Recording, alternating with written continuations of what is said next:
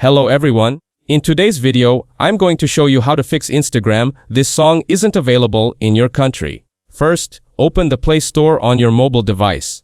Now, tap on your profile icon at the top right corner. This will open your account settings and app management options.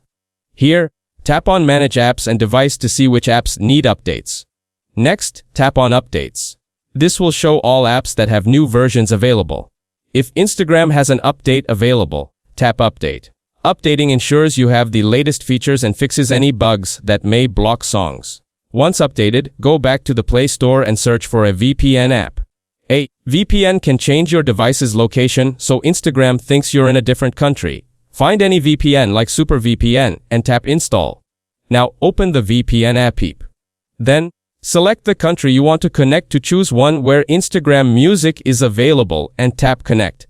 This will make your device appear as if you are in that country. Next, go back to your Instagram app and hold the app icon for a few seconds.